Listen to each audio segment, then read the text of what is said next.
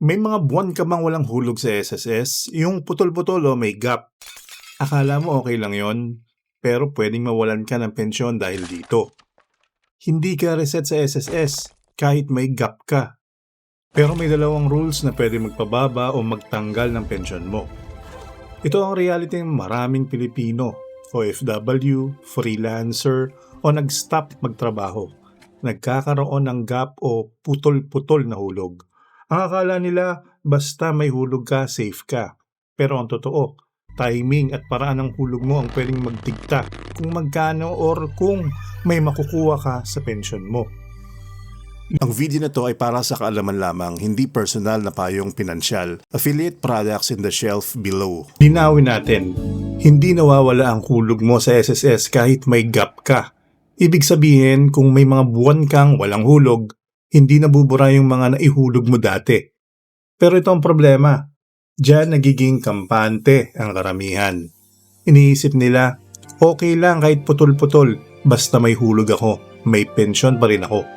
At sa totoo lang, maraming Pilipino ang ganito mag-isip. Lalo na mga OFW na umuuwi at natitigil maghulog, mga freelancers na hindi consistent ng income, o kahit empleyado na nagkaroon ng gaps sa trabaho. Akala nila safe na sila, pero hindi ganon kasimple ang sistema ng SSS.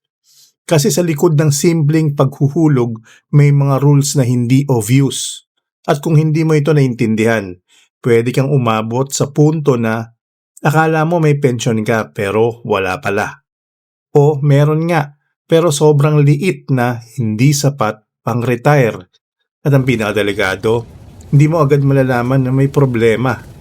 Kadalasan, malalaman mo lang ito kapag malapit ka na mag-retire, na huli na para ayusin. Unang rule, at ito ang pinaka-basic pero pinaka-nakakalusot sa maraming Pilipino. Kailangan mo at least 120 monthly contributions. Ibig sabihin, 10 years na hulog sa SSS. Ngayon, ito ang tanong, aabot ka pa ba doon kung putol-putol ang hulog mo? Kasi kung hindi mo naabot yan, wala kang monthly pension.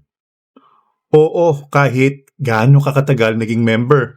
At oo, kahit ilang beses ka nang naghulog over the years. Hindi counted kung kulang. Ang mangyayari, lump sum lang ang makukuha mo. Isang bagsakan. At pagkatapos nun, wala na. Walang buwan ng income, walang tuloy-tuloy na pensyon, walang safety net pagtanda mo. Kaya isipin mo to, madaming taong kang naghulog. Paunti-unti mong binawasan ang sweldo mo. Umaasa ka na balang araw may babalik sa'yo. Tapos pagdating ng retirement mo, malalaman mo na kulang ka lang pala ng ilang buwan at dahil doon, wala kang pensyon. Hindi ito maliit na bagay kasi hindi lang pera ang pinag-uusapan dito. Future mo. Pangalawang rule, ito ang hindi alam ng karamihan. At dito talaga nagkakatalo. Kasi sa SSS, hindi lang dami ng hulog ang basehan ng pensyon mo. Hindi porket matagal ka na naghuhulog, mataas na agad ang makukuha mo. Ang mas importante, kailan ka naghuhulog at magkano ang inuhulog mo. Dito pumapasok ang computation ng SSS. At dito rin nagkakamali ang maraming Pilipino. Kasi ganito nangyayari. Kung mababa ang hulog mo, o putol-putol ang hulog mo, lalo na sa later years, bababa ang magiging pension mo. Oo, kahit 10, 15, o 20 years ka na naghuhulog. Ito yung masakit na katotohanan. Hindi lahat ng hulog mo, pantay ang epekto. May mga hulog na halos walang impact at may mga hulog na sobrang laki ng epekto sa magiging pensyon mo. At kadalasan, yung mga huling taon ng paghuhulog mo ang may pinaka malaking influence. Kaya kung sa mga panahong yon, hindi ka naghulog o mababa lang ang hulog mo, doon ka talaga malulugi. Ito yung hindi sinasabi ng direkta. Pwede kang maging member ng matagal. Pwede kang maghulog ng maraming taon. Pero sa huli, maliit pa rin ang pensyon mo dahil mali ang timing at strategy ng hulog mo.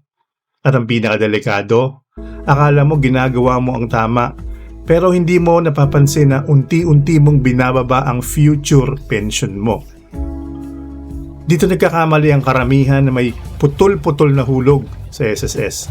At ang masakit, hindi nila alam na mali na pala ang ginagawa nila hanggang huli na. Mistake number 1, okay lang kahit matagal akong walang hulog. Maraming ganito mag-isip. Okay lang kahit ilang taon akong walang hulog. Babawi na lang ako later. Lalo na kapag nawalan ng trabaho, nag-abroad tapos natigil o naging busy sa ibang priorities. Pinapabayaan muna ang SSS. Ang problema, hindi mo namamalayan, lumalayo ka na sa 120 contributions. At habang tumatagal, mas nahihirapan kang habulin yan. Hanggang sa dumating yung point na malapit ka na mag-retire, pero kulang ka pa rin. At doon mo lang marirealize. Sana tinuloy-tuloy ko na lang kahit paunti-unti. Mistake number 2, hindi na ako nag-voluntary. Ito ang isa sa pinaka-common. Huminto sa trabaho, huminto na rin sa hulog.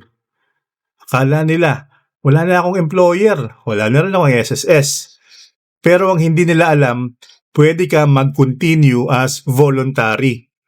Ibig sabihin, kahit freelancer ka, kahit OFW ka, kahit wala kang formal job, pwede ka pa rin maghulog. At ito ang malaking sayang. Kasi imbis na tuloy-tuloy ang contributions mo, nagkakaroon ng gap na pwede sanang maiwasan. At bawat gap na yan may epekto sa future pension mo. Mistake number 3, mababa lang hulog ko kahit malapit na mag-retire. Dito sila talagang nalulugi at ito ang pinaka-delikado. Kasi iniisip nila, matagal na naman akong naghuhulog, okay na yan. Kahit minimum lang ihulog ko, okay na. Pero hindi nila alam, yung mga huling taon ng hulog mo ang may pinaka-malaking epekto sa pensyon mo. So kung sa panahong malapit ka na mag-retire, mababa ang hulog mo o hindi ka consistent, doon bumabagsak ang magiging pensyon mo. Ito yung pinaka-masakit na senaryo. Ginawa mo lahat. Naghulog ka ng maraming taon, pero sa dulo, maliit lang ang makukuha mo. Hindi dahil kulang ang effort mo, kundi dahil mali ang strategy mo sa pinaka-importanteng mga taon. At kung iniisip mo, nababawi ka na lang sa hulog mo kapag malapit ka nang mag-retire, ito kailangan mong malaman. May limit na ang SSS pagdating sa pagtaas ng hulog mo kapag mas matanda ka na. Kung below 55 ka, mas flexible ka pa. Pwede mo pang taasan ang hulog mo, even na malaking jump, para ma-improve ang future pension mo. Pero kapag 55 ka na pataas, nag-iiba na ang rules. Hindi ka na basta-basta pwedeng magtaas ng hulog.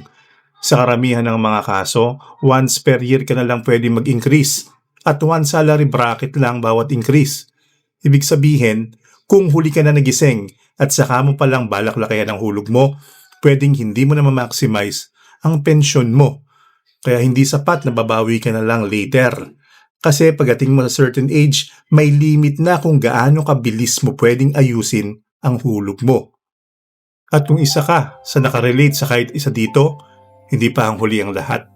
Kasi may mga paraan pa para ayusin to kahit may gap ka sa hulog mo. Good news, hindi pa huli ang lahat kahit may gap ka. Ito ang dapat mong gawin. Una, i-check mo kung aabot ka na ng 120 monthly contributions. Kung hindi pa, habulin mo. Pangalawa, mag-continue ka as voluntary. Kahit wala kang employer, tuloy-tuloy lang ang hulog. Pangatlo, planuhin ang hulog mo sa later years. Huwag pababayaan. Dito mo pwedeng i-maximize ang pension mo. Kung wala kang gagawin, kulang ka sa 120 monthly contributions, walang pensyon. Mababa ang hulog mo, maliit ang pensyon. At ang pinakadelikado, malalaman mo lang yan kapag malapit ka na mag-retire. Kung gusto mong siguraduhin na hindi masaya ang hulog mo sa SSS at gusto mo pang matutunan kung paano ito ma-maximize, panoorin mo na itong playlist sa channel ko tungkol sa SSS updates, benefits at pensions.